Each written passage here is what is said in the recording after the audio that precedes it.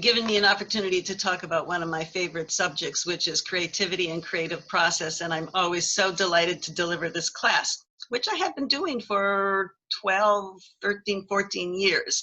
And it's quite a well-developed class, because I've learned along with the students how to make this class a generative class. So I thank you for this opportunity. Sure. So why don't we talk a little bit about your background and how you came to Endicott and why you like this class so much? I've been at Endicott for 24 years, so some days I feel a little bit like the brickwork. But that has made it possible for me to really understand who the adult learner is, particularly Endicott's adult learners. And I've been involved in almost all the Van Loan programming that has come along the way. And so when I say that I grew along with Endicott and with the students, that means that in the end, I became a multidisciplinary educator. So I come from education, psychology, and the arts. And in my own doctoral work, that was my research, was how do I bring that together to be a meaningful, transformational, and practical area of learning for the adult learners at Endicott College. And I actually do incorporate everything that I know about that in all the courses I teach. But in imagination creativity, we are very specifically working on developing the skills of being a generative, not only a thinker, a person who comes up with ideas, but how do you manifest that? So by imagination, I mean the ability to come up with ideas, but creativity is the ability to manifest these ideas. And that is applicable to every discipline, to every person. And the reason I say that is over these years, I have watched the industries sort of come and go, wax and wane over their attitude about creativity and creative process. And creative process was, for many years, sort of understood as a soft skill, not highly valued, particularly in business fields. It was relegated to the arts and perhaps to education. And we who worked in the field knew that this was going to become a problem if people don't know how to generate ideas and manifest the ideas. And sure enough, pretty soon we started hearing business industries, corporations, teachers, leaders saying, people really know how to do their job, but they don't know how to think creatively. They don't know how to solve problems. They are sort of pragmatic in their approach.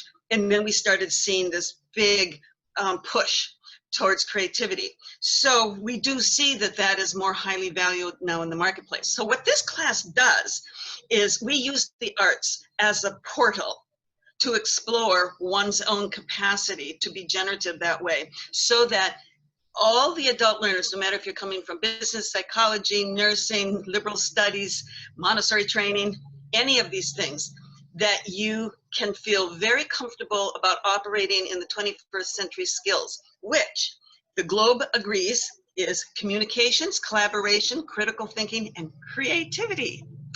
There we go. The world has accepted that. And then, of course, there are some others. Included is just flexibility. But now this is where it gets really interesting. A lot of students will come and say, I can't draw, I can't paint. They think that that's what we're going to do. No, we're not going to do that. I can't, hey folks, I can't draw either. And I'm a self-taught artist who went out and then started learning techniques. Yeah, we're going to use some fine art skills of collage, and we're going to do some other methods, but we're going to really deeply explore who you are as a creative person. And there's just so many different techniques and exercises and practices that we can do to generate that. And one of the big important things we're going to do is find out what gets in your way. I have learned over the years that if we don't address that first, it's going to be really hard to get students going. So we find out, okay, what are your self-statements about why you're not creative? And it inevitably happens as we go through very systematically. In some ways, this is very systematic, but then in other ways, it's very exploratory based on the student's needs. We come out at the end in 7 short weeks, and students will say, inevitably, I didn't know I was creative. I Mm. didn't know how to look at things.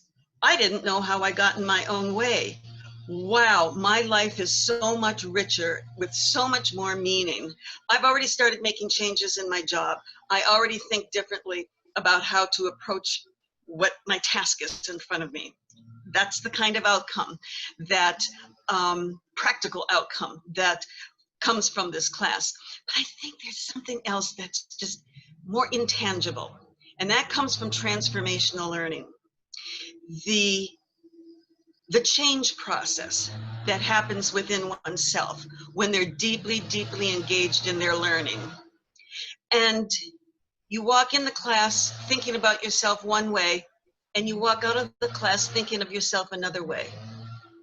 You walk in the class seeing yourself as a certain type of learner. You walk out of the class and you have experienced yourself as a different kind of learner. That's what I want students to get out of this class. I mean, I know that that is one of your strengths for sure, this transformative learning. But can you describe a little bit, maybe some of the projects? You said there'll be collage. Can students expect a lot of writing, project-based? How is the course designed? What can they expect for their assignments? It's more project-based than anything. Yes, we're going to read a book. It's always good to have a good text to hear what other wonderful people have written about what we're studying. And there's going to be reflective writing. And then at the end, there will be a synthesizing paper. But each week, we will be working with different projects. We're going to be playing with clay.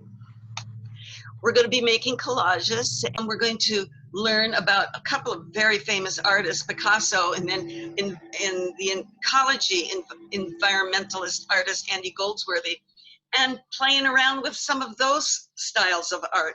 And it's fun. It's just flat out fun. Students say that they didn't think learning could ever be this kind of fun. But what I do all along is when we're having these experiences, I'm helping the students frame, what did we just do? What did we just learn? And each week helping the students to just kind of add together and synthesize by the end what this big experience was. And it's different for everybody. Everybody comes in with different experience. But creative process never, ever, ever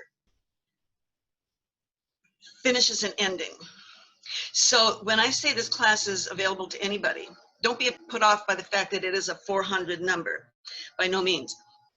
People with experience and people without artful experience or art engagement will benefit from this class, because creative process is like breathing. It exists. We can only get better at it and do more with it.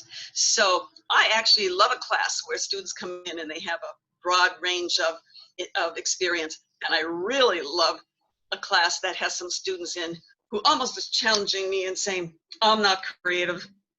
Yeah, my advisor told me to come in here, or I'm required to take this course, but I'm not creative. It's almost like challenging me. Welcome, come. You know, let's see what we can find out about this. And inevitably, everybody discovers that they have creativity in them, but maybe it just hasn't been brought forward in a way that they can get a handle on it. Any final thoughts you would like to add? Do not be afraid. I have students who come to my classroom and they've been told, you got to go, or you're going to want to go, but they're afraid. Don't be afraid. Do not hesitate. And if you are afraid, then bring your fear. We will deal with that. We will make art about it, probably. Everything is grist for the mill. All right, that's great advice. All right, thank you so much, Enid. Thank you.